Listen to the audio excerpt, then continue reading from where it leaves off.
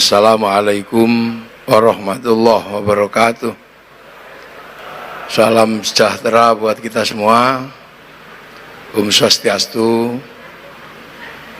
Bismillahirrahmanirrahim. Bismillah, alhamdulillah, wassalatu wassalamu ala rasulillah Sayyidina Muhammad ibn Abdillah wa ala alihi wa ashabihi wa mawalah. La hawla wa la quwata illa billah.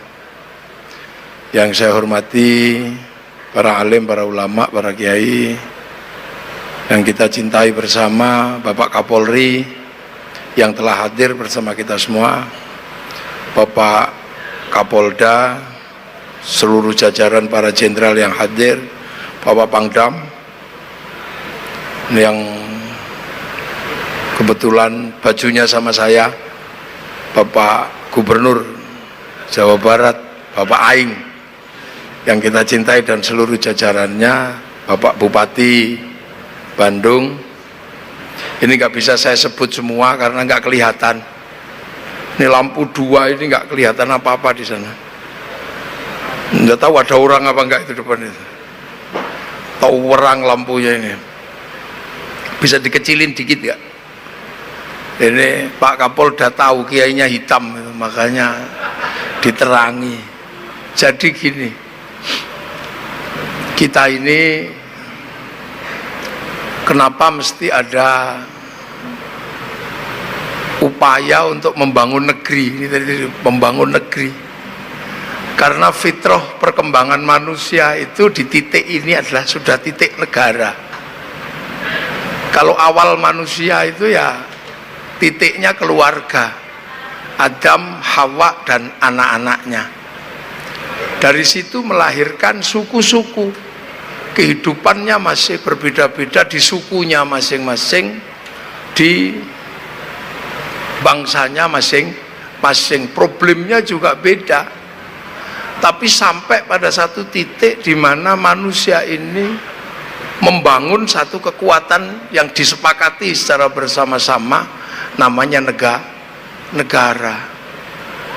Makanya di tahun-tahun belakangan ada kesepakatan membangun negara. Jadi dulu ada bangsa yang membangun sistem namanya kerajaan. Tapi kerajaan pada akhirnya juga berganti menjadi negara demokrasi. Nah, era itulah kemudian era Nabi, eranya Rasulullah. Era Rasulullah itu lahir tahun 571. Itu sudah eranya negara. Eranya sudah negara. Makanya di dalam Al-Quran itu ada surat At-Tin. Wat-tini, demi buah tin. Itu sumpah Allah kepada Nabi Nuh. Waz-zaitun, itu sumpah Allah kepada Nabi Isa, Nabi Ibrahim, buah zaitun. Wa turi sinin, dan demi gunung Tursina, itu sumpah Allah kepada Nabi Musa. Nah, Nabi Muhammad ini sumpahnya sudah tentang negara. Sudah wahadzal baladil amin, dan demi keamanan bangsa dan negara, karena kebetulan Nabi ini lahir di era negara. Nah, negara itu untuk apa? Baladil amin, keamanan negara itu untuk apa? Untuk menjaga manusia. Karena manusia ini simpul kehidupan. Laqad khalaqnal insana fi ahsani taqwim. Manusia yang baik ini harus terus dijaga. Tidak boleh manusia nggak dijaga. Karena manusia ini kalau nggak terjaga, kerusakannya luar biasa.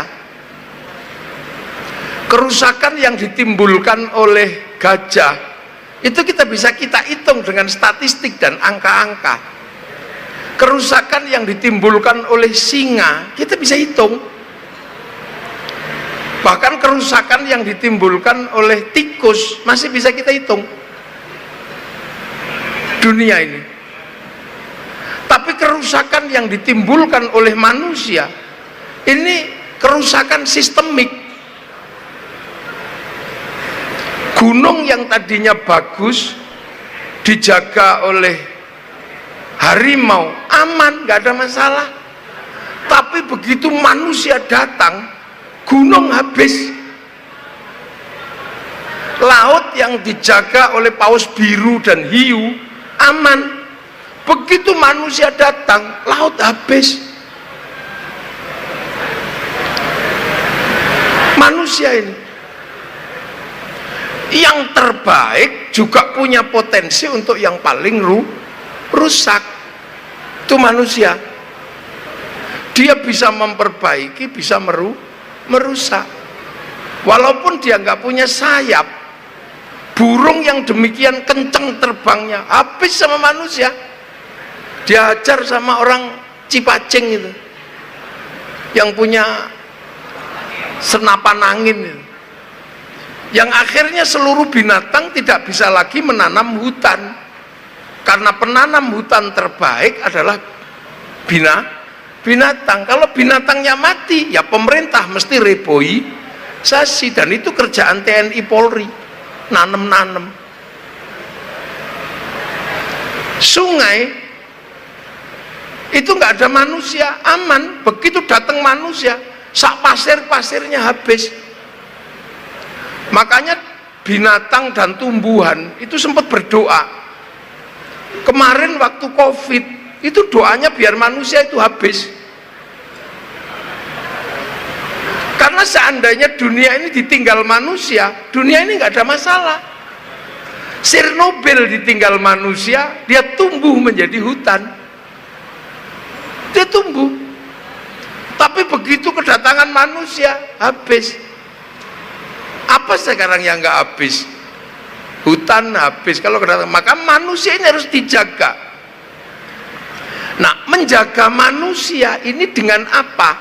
Yang terbaik, dengan keyakinan kepada sesuatu yang dia cita-citakan. Apa? Yaitu tentang kehidupan yang lebih baik. Disitulah maka kemudian peran agama. Makanya kemudian tsumma radadnahu asfala safilin illal ladzina amanu wa amilus sholihat. Nah, ini sekali-sekali polisi tajak ngaji tafsir, karena kuncinya di sini nanti. Jadi iman inilah yang pada akhirnya diharapkan akan menjadi pengendali. Makanya Tuhan, kepercayaan apapun, dia selalu berbicara tentang kebaikan. Nasrani yang di awal disebut dalam sumpah Nabi Isa pada Nabi Ibrahim, wazaitun, ini juga tentang kebaikan. Taurat yang diikuti oleh orang Yahudi juga berbicara tentang kebaikan, waturi sinin, dan demi gunung Tursina. Semua tentang kebaikan. Amanu, iman ini tentang kebaikan. Akan tetapi sekali lagi, bahwa manusia yang baik dan agama yang baik tidak akan pernah stabil tanpa adanya baladil amin, tanpa adanya keamanan bangsa dan negara. Iran manusianya baik, ganteng-ganteng, cakep-cakep, agamanya baik. Israel manusianya baik-baik, agamanya juga baik, wong mengikuti Yahudi yang patuh. Afghanistan manusianya baik-baik, ganteng-ganteng, agamanya baik.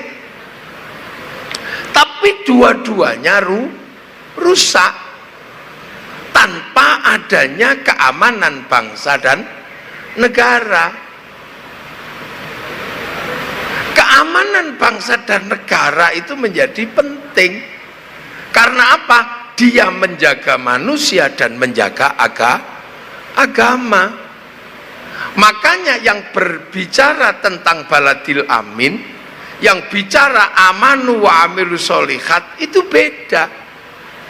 Yang berbicara tentang keimanan dan kelakuan baik itu tokoh agamanya masing-masing. Saya Muslim, di situ ada Tionghoa yang beragama Konghucu, di situ ada Nasrani, di situ ada nggak ada Yahudi ya, ada Buddha, ada Hindu, semua ngomongin tentang umatnya masing-masing.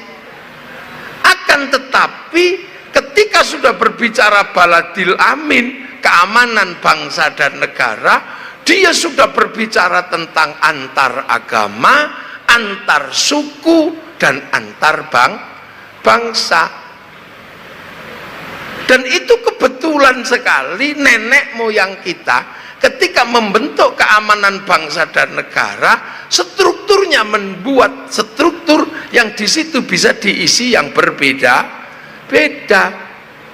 Karena struktur yang diambil oleh nenek moyang kita membangun negara adalah struktur hidup bersama, walaupun berbeda-beda tapi harus saling tanggung jawab.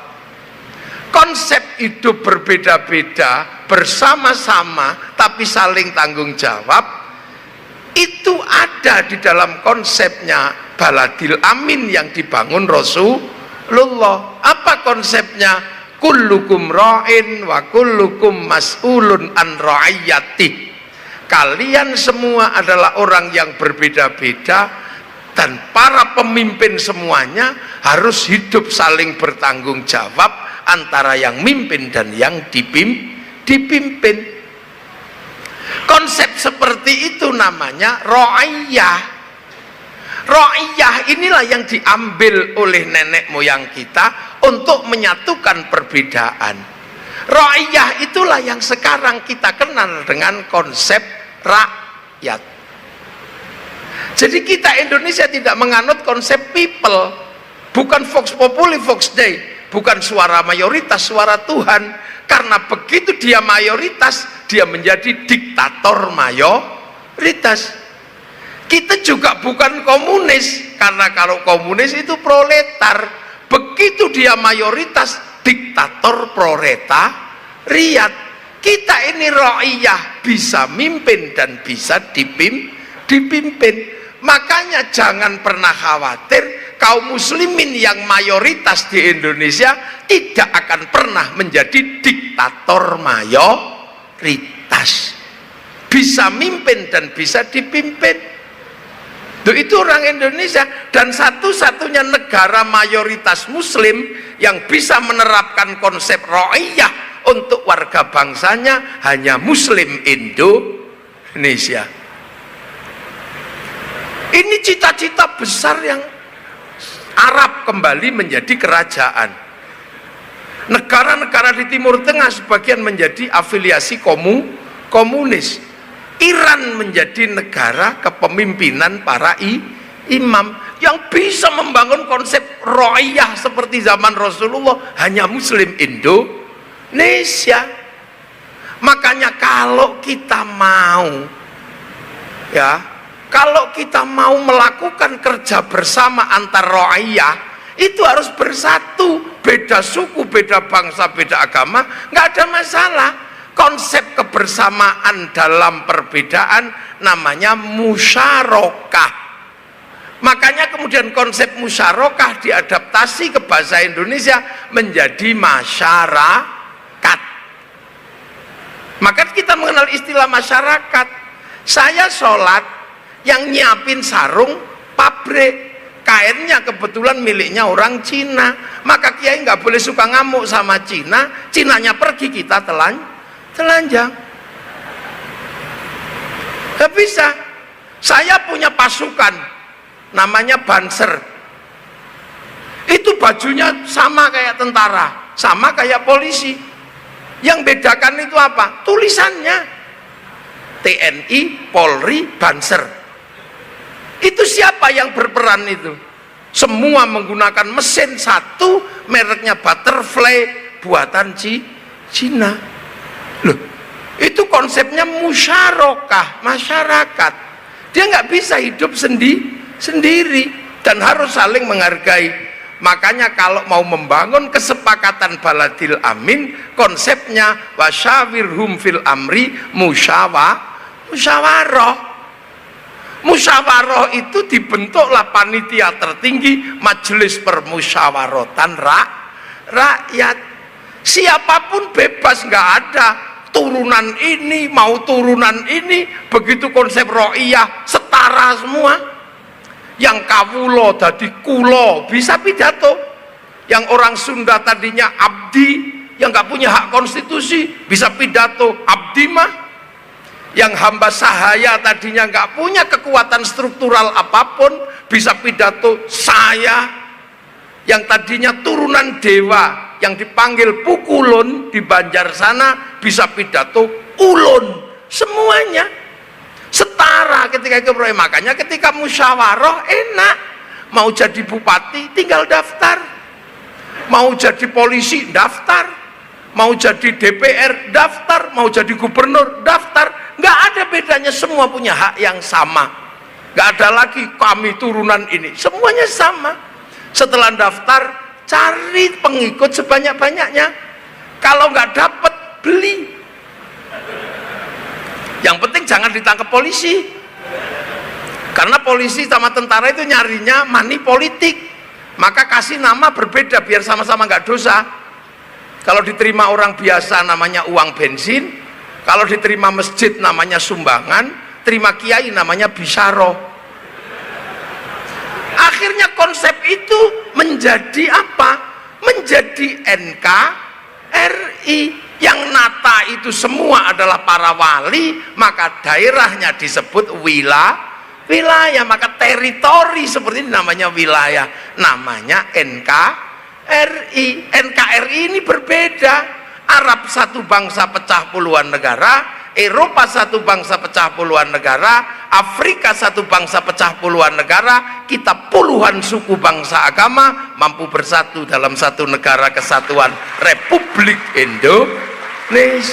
Loh, dan itu kita menikmati sekarang. Makanya pakainya Pancasila. Nomor satu tetap Tuhan, nggak boleh yang lain. Baru nomor dua kemanusiaan, manusia, karena simpul dunia ini manusia. Manusia nggak bisa hidup tanpa persatuan, dia nggak bisa sendiri. Tapi persatuan butuh watak yang setara di hadapan yang lain. Orang kali masih mengaku kami lebih baik, kami itu nggak bisa bersatu. Maka konsep yang bisa menopang kesatuan adalah kerakyatan, hidup setara, beda suku, beda bangsa, beda agama, setara. Itu namanya konsep kerakyatan. Tapi harus kerakyatan nggak bisa ada bagi orang yang hatinya nggak jernih. Maka kerakyatan butuh hati yang jernih, penuh nilai-nilai ketuhanan. Hati yang jernih dengan nilai ketuhanan itu namanya hati yang penuh hikmah. Maka kerakyatan hanya bisa dipimpin oleh hikmah. Orang kalau hikmahnya benar, kerakyatannya benar, bijaksana. Kang Dedi ini orang Purwakarta.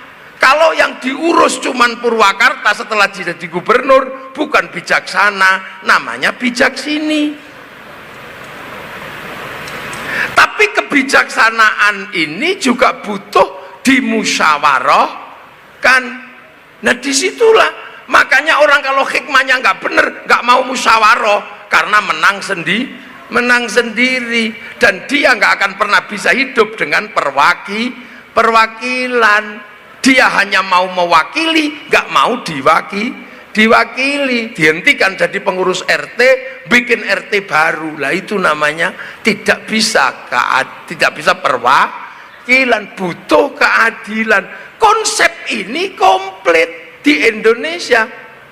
Maka kemudian konsep keamanan bangsa dan negara yang mampu menjaga manusia ini berbeda. Yang namanya polisi ini domainnya keamanan bangsa dan negara. Yang domainnya agama, kiai. Domain yang lain adalah urusan-urusan menjaga manusia. Makanya TNI Polri kalau ada orang kok mampu kok mengganggu manusia, boleh menangkapnya. Kiai nggak boleh, karena kiai cuma jaga agama. Santri ngaji beling tak jewer. Ada orang ganggu keamanan bangsa dan negara kok jadi teroris, TNI Polri boleh menembaknya, halal. Kiai dihukum, tidak boleh, karena keamanan bangsa dan negara itu penting. Makanya kiai polisi tiba-tiba ngeksekusi teroris boleh, karena apa? Karena menjaga keamanan bangsa dan negara. Kalau kemudian ngejar teroris waktunya sholat, ya boleh ditunda kalau polisi. Makanya ada fikih kepolisian, harus ada. Jangan sampai lagi ngincai teroris gini atau maling, waktu sholat tinggal sholat, malingnya lari. Loh, itu polisi. Makanya jam 7 pagi polisi harus di perempatan. Jangan semuanya pergi sholat duha, buyar itu. Loh, iya, aparatur negara, kejaksaan apa? Ya di kantor kejaksaan sana.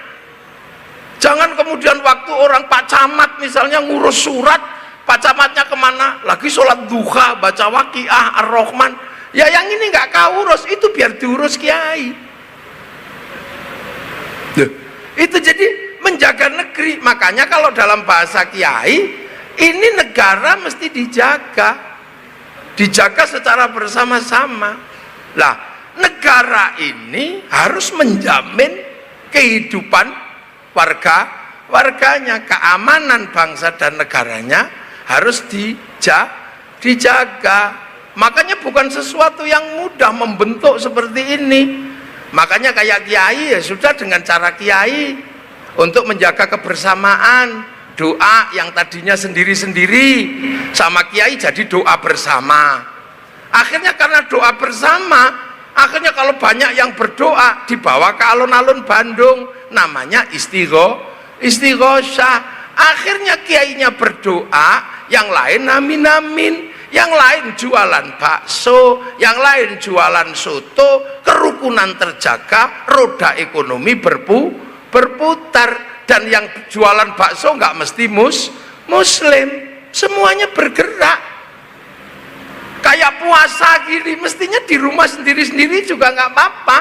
Tapi kaum muslimin Indonesia membuat puasa menjadi jangkar sosial untuk membangun persatuan dan roda ekonomi berputar. Akhirnya ini laku, kurma laku, semangka laku, semuanya tisu lah laku. Ada ekonomi yang berputar. Ada orang mati, makanya kita bersama 3 hari, 7 hari, ayam laku, besek laku, sound system laku, tenda laku, semuanya berputar. Bulan Maulid itu kalau mau dihitung setiap kampung muludan, anggaran 50 juta nggak cukup. Membangun kebersamaan seperti itu nggak cukup. Coba kalau diserahkan sama gubernur, habis duitnya. Se-Jawa Barat itu habis duit untuk bangun mulutan tok. Ini dipakai MBG itu aja sudah anggarannya segitu gede. Nah kalau bulan Maulid itu kasih makan satu tempat itu 5.000 orang, 5.000 orang mandiri. Karena apa? Kita sadar kebersamaan dan roda ekonomi harus dijaga.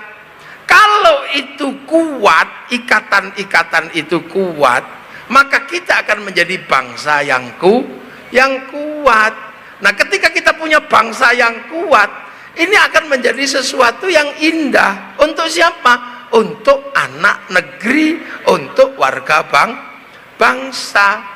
Makanya jangan kita menganggap bahwa negeri ini dibikin main-main.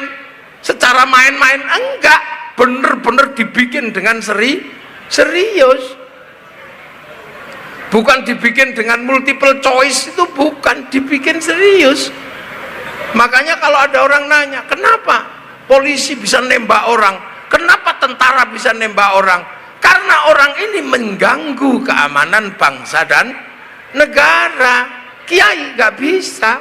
Kiai hanya menganjurkan bagaimana agama menjadi Baik, udah habis waktunya. Sudah. Mohon izin, Gus, sudah berkumandang azan Adzan, maghrib. ya. Karena sudah berkumandang adzan, ya alhamdulillah. Ini selanjutnya kita buka puasa bersama. Allahumma laka sumtu wa bika amantu wa ala rizkika aftartu bi rahmatika ya arhamar rahimin. Allahumma barik lana fima razaqtana wa qina adzabannar. Sallallahu alaihi wasallam Muhammadin alhamdulillahirabbil alamin. Al-Fatihah. Siratal ladzina an'amta 'alaihim ghairil maghdubi 'alaihim waladdallin.